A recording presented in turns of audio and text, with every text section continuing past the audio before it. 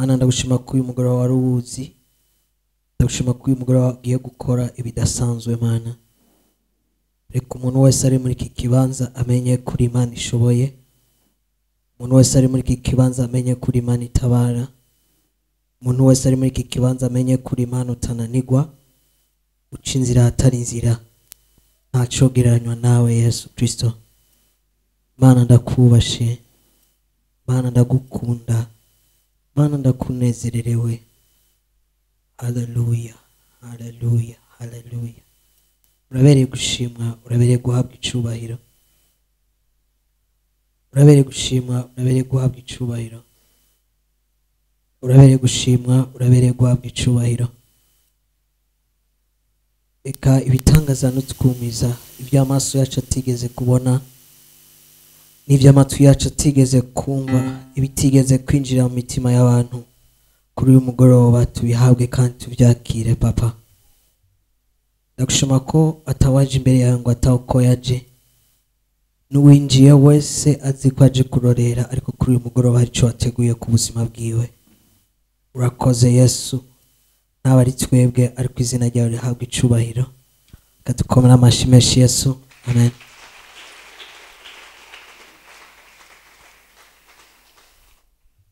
Ayo mashyi mwayahaye jewe, nshaka rero dukomera amashyi menshi Yesu.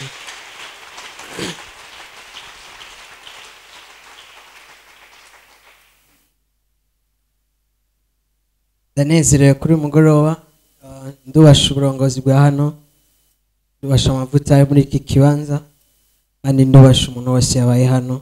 Imana imuhezagire cyane. Sinumva aho mava mpera, ariko ndanezerewe ko uyu mugoroba ari mwiza. Ijambo ahereje ko n'ijambo rivuga ngo hari ibikorwa data yateguye kera kugira ngo tubigenderemo. Muri ibyo bikorwa nuko jewe nawe Imana yaturemye ngo tuyeshe icubahiro. Amen. Muci Imana yaturemye kugira ngo tugire iki? Tuyeshe icubahiro. Kadusome mu ngoma ya kabiri igice ca 20. Dusome umurongo wa 21. Umurongo wa 21 haravuga ngo nuko amaze kuja inama n'abantu, ashiraho abo kuririmbira Uhoraho no kumutazira, bashajishije ukwera, kugira ngo bagende bitangiye imbere y'ingabo. Baririmbe bati, nimushime Uhoraho yuko ari mwiza, imbabazi ziwe zamaho ibihe bidashira. Umurongo wa 22 haravuga ngo nuko bagitangura kuririmba no gutazira, Uhoraho ashiraho abo guca igiciro abari baje gutera i Buyuda, aribo Bamori n'Abanyamowabu n'abavuye ku misozi ya Seyiri, baca basubiranamwo. Imana ishimwe cyane, tuvuge amen. Baca bagira iki? Danieli igice ca 3 umurongo wa 17 aravuga ngo asangwa ariko bimeze, Imana yacu dusabye ishobora kudukiza muri iryo tanure ry'umuriro uhinda, kandi ntiyobora kudukiza no kuko kwawe mugenzi. Ariko naho bitoba bityo, umenye mugenzi ko tudasaba imana zawe cyangwa ngo dusenge ico gishushanyo c'izahabu washinze.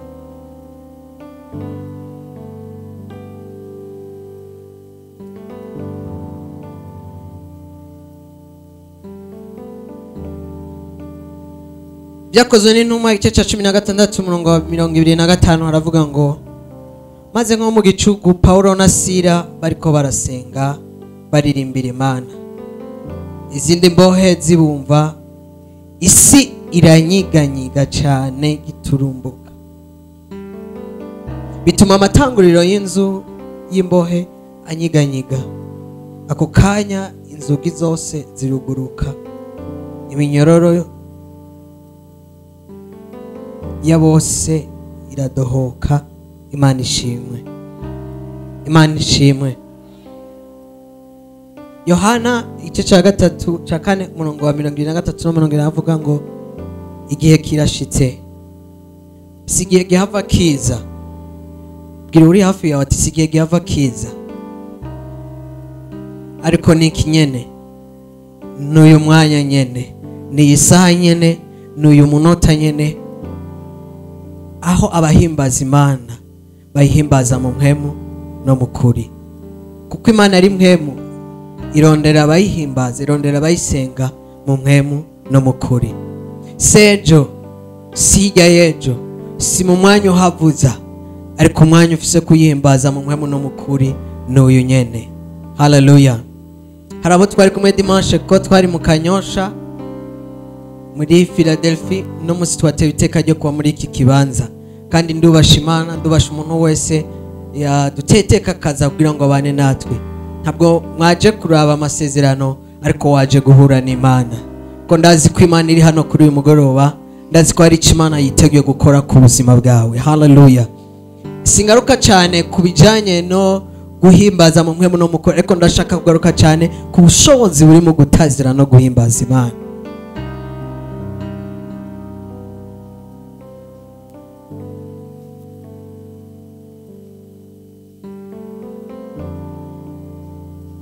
Hari ibintu byinshi bifise akimazi mu gutazira Imana.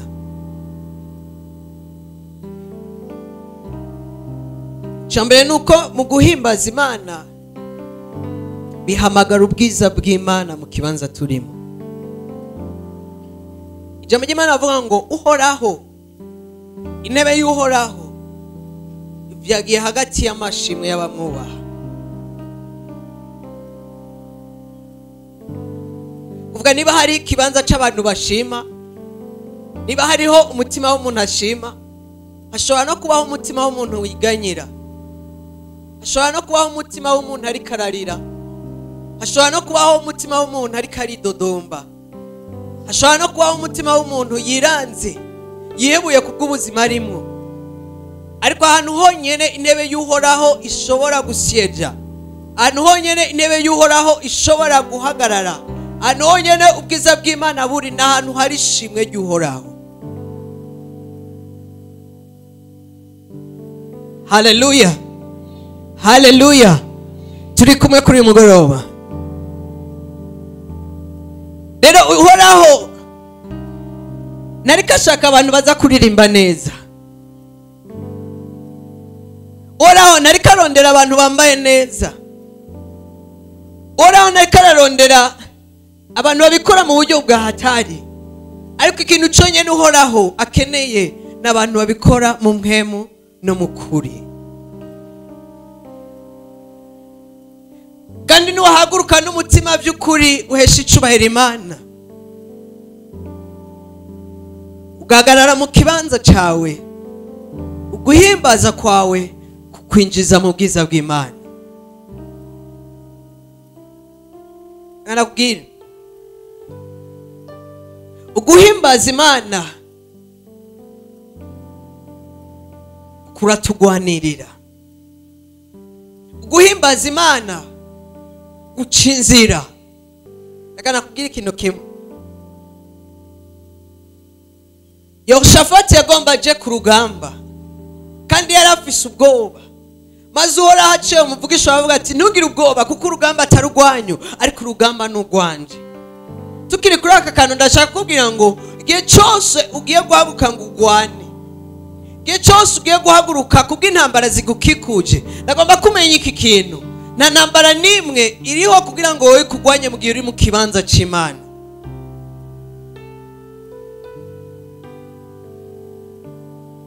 Kuko igihe cyose uhaguruka, igihe cyose hari imigambi ufise, igihe cyose hari icyo Imana yakubwiye ngo haguruka ukore, menya ko hari yindi mpemu itegerezwa guhaguruka kugira ngo ikugwanye.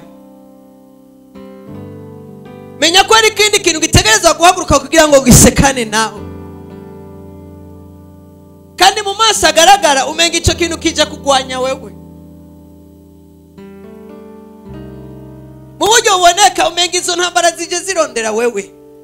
Ariko nabo bakubwira kuri uyu mugoroba uko Uhoraho yavuganye na Yehoshafati, niko ariko aravugana nawe kuri uyu mugoroba. gishobora kuba ikibazo cy'indwara, gishobora kuba ikibazo cyo kubura akazi, gishobora kuba ikibazo cy'ubukene, gishobora kuba ikibazo cyo kwanywa mu muryango. Ariko ikintu icyo ari cyo cyose gishobora kuba kiriko kiragwanya ubuzima bwawe, ndagomba kukubwira kuri uyu mugoroba ko Kristo ari muri wewe, ko Kristo aba muri wewe, ko Kristo agendera muri wewe, ko Kristo yicaye muri wewe. Ikikugwanya nikiriko kigwanya wowe, ariko kiriko kigwanya ubushobozi bw'Imana buri muri wewe.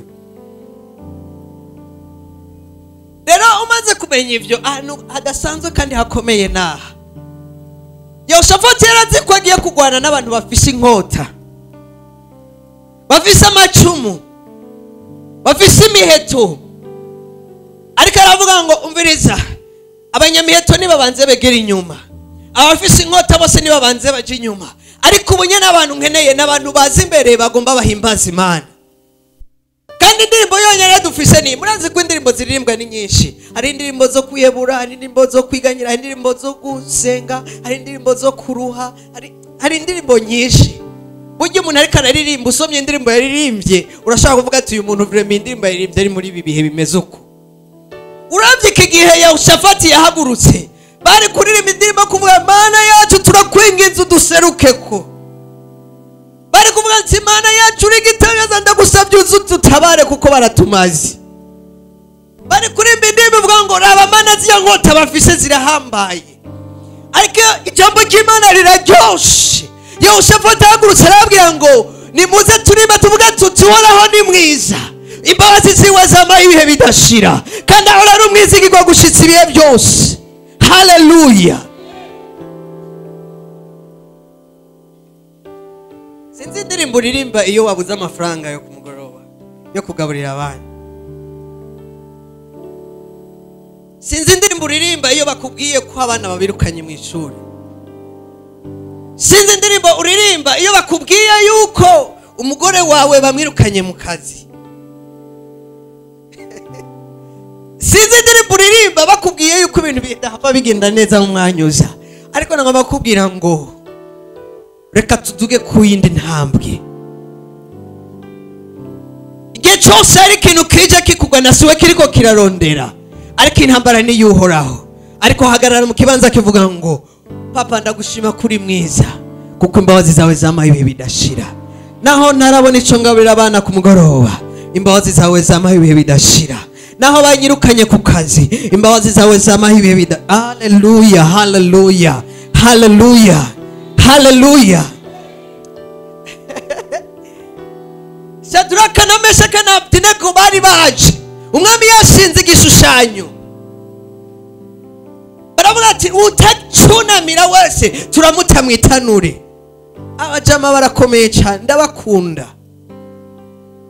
Iki gikorwa bakoze ni igikorwa cyo guhimbaza. Baravuga ati umviriza mwami, niwiri gurigura, niwiri gurikoroga, kuko Imana dusenga, Imana dusenga ishobora kuturokora muri uyu muriro.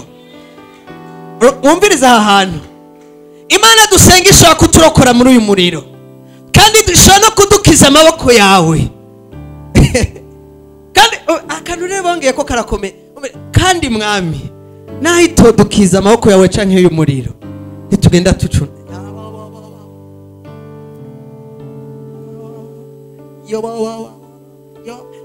Hari igihe dukangisha Imana, Mana utankuye muri ibi bintu genda.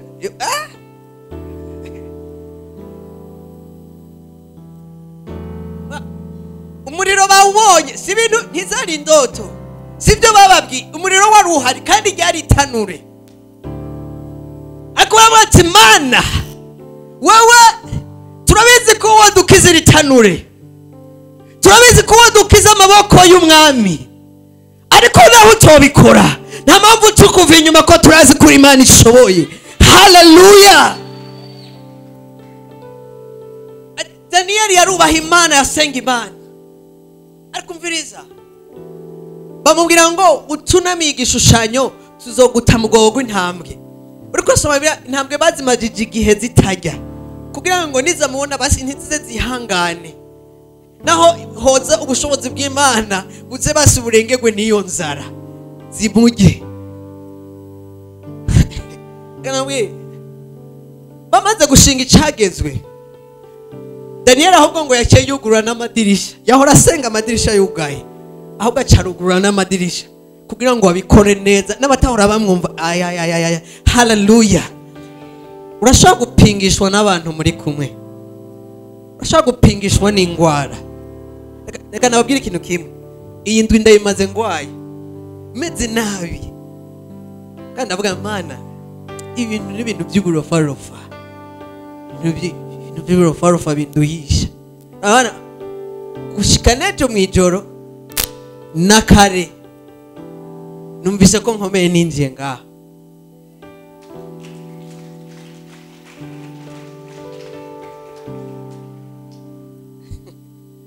okay abantu twari ko turagirana communication hari message ya norosejo numva kumenga yonje intege bwagiye cyose iyo message yose yagumiza nagoma avuga nti Imana ishimwe Imana ishimwe Imana ishimwe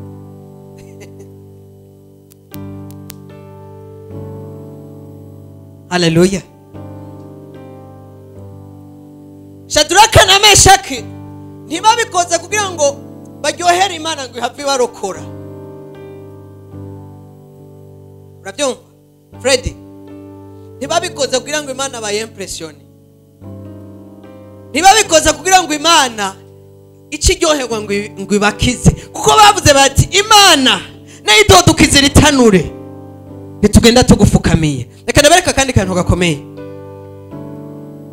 Paulo na Sila bari mwibohero baraboshe kandi ntibapfuye kuba babanje kubakubita sawa sawa maze bashira mwibohero bari babosha amaboko n'amaguru ngo maze bari muri iryo bohero batangura gusenga batangura guhimbaza umviriza ntibabikoze kugira ngo Imana ibabohore ko bari babizi bidashobora kubabohora ntavyo bari biteze ntavyo bari bazi ariko barizera yuko iyo Mana ibishoboye barizera ko iyo Mana ishobora kubikora ariko guhimbaza kwabo ntibari ko baraviza yo umviriza rero kuko hari abantu bakurikira Imana kuko bakeneye imikati urazi ko Yesu yabwiye ndabizi ko mutankunda mwishakira imikati rero hari igihe rimwe na rimwe mu buzima iyo dushaka kubikora tugomba kubikora kugira ngo twumve ko Imana hari mukate yo oya nawe uwo mukate utoboneka nawe iyo sukari itoboneka ni Imana ibereye gushimwa haleluya iki kintu rero kirakomeye umviriza bana abantu babiri mwibohero batangura gusenga ni mu gicugu reka namwe iyo ufise ibibazo ntusinzira mwijoro uragira ngo uratoye agatiro uri nk'umugabo rero hageze kuri halwaye uziko buca baza kukurisha amahera y'inzu ubyuka mu gato ubyuka saa 9 z'ijoro madama akabaza ugiye ngiye hano hanze ngabo kenshi ugiye kwiyumvira mbehasha kuko nawe ujya mu gitanda ntusinzira bikunda uyu mugoroba sindabona nakubwira Imana yo muri histoire ko ndakubwira Imana twahuye nayo ko ndakubwira Imana ishoboye ko ndakubwira Imana ikiza ko ndakubwira Imana itabara ariko nagomba kugira ngo uje kuri uru rugezo abaganga bose bari bamaze kumubwira papa ko amasezerano atazokira ko yari kimuga bamubwira ati mwana wawe muronderera ivyuma byo gutambukira ko kuvuga ikinga agenderako papa ari mu cyumba aravuga ngo Imana dusoma muri Bibiliya narayibonye ibohora narayibonye ikiza ayo majambo ariko yatura n'amajambo yo guhimbaza nabonye ari Imana ikiza nabonye ari Imana igitangaza nabonye ari Imana itabara bukeye arampeka ku mugongo yari umupasitori tuduga ku musozi gusenga turarayo ijoro ryose buraca mu gatondo bukeye haragwa imvura nyinshi cyane mugabo iyo mvura ikagwa mugabo twebwe ikibanza twicayemo imvura ntiyagwa abantu twari turi imvura ntiyagwa mugabo ukabona imvura iri kiragwa hajya na hajya mugabo uwo mwanya imvura y'ikiragwa niwo mwanya amagufa y'ikariye stara mu maguru wanje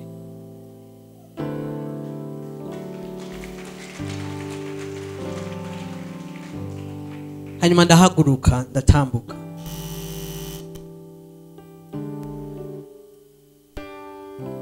Tuko ndababwira Imana ishoboye, tuko ndababwira Imana ihindura amateka, tuko ndababwira Imana ishobora kugukiza kuri uyu mugoroba. Ariko icyo shaka kuvuga ni ikihe? Nuko mu guhimbaza Imana hari ubushobozi bubohora, hari ubushobozi bukiza, hari ubushobozi butabara. Uyu mugoroba rero sishaka uhanga amaso ikibazo cyawe, sishaka ushira ivyiyumviro vyawe ku ngorane zawe, ariko uyu mugoroba ndagomba ukore nka Yehoshafati, uvuga ati imbere ya byose ngomba mpesha Imana yanje icubahiro. Kanabwire abari inyuma bariko sinzi abari bafise inkota bariko barazikarisha, abafise imiheto bariko baritegura kuyifora, mugabo bakiriko baritegura gufora iyo miheto, abandi bari imbere ariko baratazira. Bibiliya ngo bagitangura guhimbaza bagishemagiza Uhoraho, bashira izina ry'Uhoraho hejuru, ngo maze Uhoraho ubushobozi bw'Imana bucanishamwo abari baje kubatera.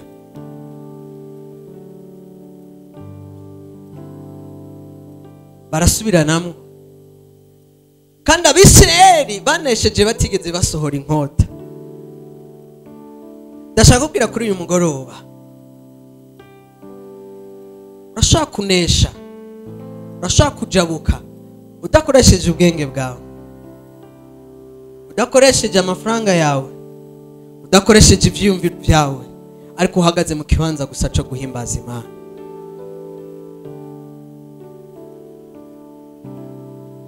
Kuri uyu mugoroba urashaka gukira indwara wibaza kwidakira, hariho sida, hariho kanseri, hariho bisukari, hariho n'ibindi bigwara byinshi mwibaza bitandukanye. Imana yanje irakiza, ishobora kugukiza kuri uyu mugoroba. Ni gukiza kubera wasenze ngo ndagusabye unkize, mbwa kuko wabaye mu kibanza gusa cyo kuyihimbaza.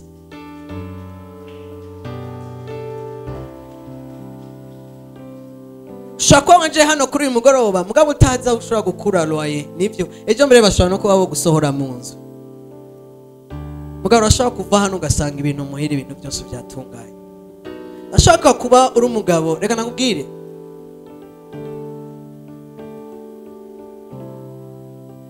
apparence iyo umuntu muravye urashaka kutamenya ibiri bwina muri we.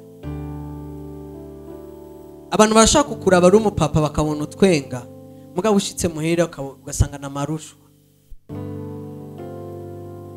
Igihe cyose wumvise ko hageze gutaha kumvuraganya, ushaka kubura umupapa cyangwa umukenyezi cyangwa uri umwana, kuko muhira ibintu bitameze neza. Ariko ngomba kubwira ngo Imana yanje ni Imana ihindura amateka. Ushaka kuva hano kuri uyu mugoroba wumva kunezerewe gutaha mu rugo iwanyu. Birashoboka kubona umunyeshuri mbwa utabona inzira y'ukuntu uzokwiga amashuri cyangwa y'ukuntu uzorihamya avanye, ariko urashaka kuva hano kuri uyu mugoroba utaha inyishu yawe wayirose, ariko utasenze ngo Mana bikore, ariko wabaye mu kibanza uvuga ati Uhoraho ni mwiza, imbabazi ziwe zamaye ibihe bidashira, kandi ahora ari umwizigirwa no gushitsa ibihe byose.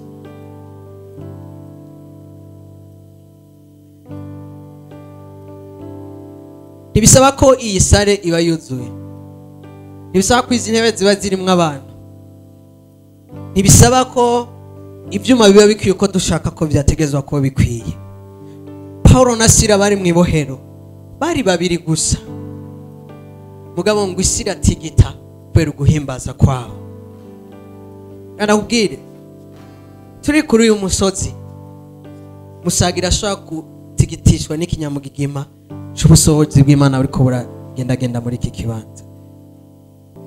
Hari igihe nga mu Burundi bariko baravuga ngo ubuzima burazimvye, ugiye no mwishengera aho wasanga abapastori batoye mu microphone bavuga ngo ubuzima burazimvye, ugiye muhiro ugasanga umuntu akubwira ngo ubuzima burazimvye, ugiye hanze bakubwira ubuzima burazimvye, uriye muri bus ubuzima burazimvye, buguriye radio bose akavuga ko ubuzima buzimvye.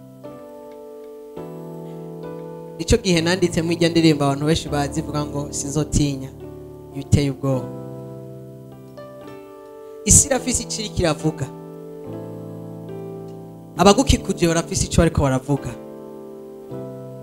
umufuko wawe hari icyo uri kurakubwira, konte yawe irafise icyo iri kirakubwira, ariko hejuru y'ibyo byose ari byo ubonesha amaso n'ibyo uri kurumva hariho ijambo riri hejuru ya byose, ni Kristo Yesu. nawe arafise icyo ariko aravuga ku buzima bwawe. Ijambo avuga niri: sinzoguta, sinzoguhemukira. Niwaca mu mazi ntazokurengera, niwaca mu nzuzi ntizizokurengera, kandi niwaca mu muriro ntuzosha, kuko igihe cyose nzoba ndi kumwe nawe. Nagushushanije mu biganza byanje, inzitiro zawe ndazihoza kwa maso ku murango no mwijoro. Gira ukwegera ati: inzitiro zawe zihoza kwa maso ku murango no mwijoro. Inzitiro zawe zihoza kwa maso ku murango no mwijoro. Abantu rero babayeho ubu buzima, abantu rero babayeho ubu buzima n'abantu bakiriye Yesu nk'umwami n'umukiza mu buzima bwabo. Ibi byose navuze utarakizwa ntibikuraba, nibyo abantu gusa bamaze kwinjira mu ruhongore. Bibiliya avuga ngo umwungere mwiza arashobora gushibwa 99 akarondera imwe gusa. Bako twinjira mu bindi bikorwa tugomba tujemo, naho wowe uri umwe gusa uri ngaha kuri umworo uvuga ati: je numva ntarakizwa ariko ndagomba kwakira uwo mwami Yesu kugira ngo mbere umwami n'umukiza mu buzima bwanje. Ndashaka kugira ngo ndaguha ikaze. Niba uhari uduze ikiganza cyawe kugira ngo tugufashe gusenga Imana. Haleluya, haleluya. Niba uhari uduze ikiganza cyawe kugira ngo tugufashe gusenga Imana.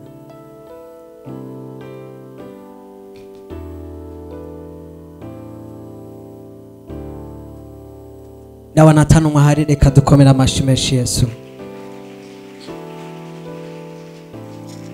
Kamikaze baririmbyi.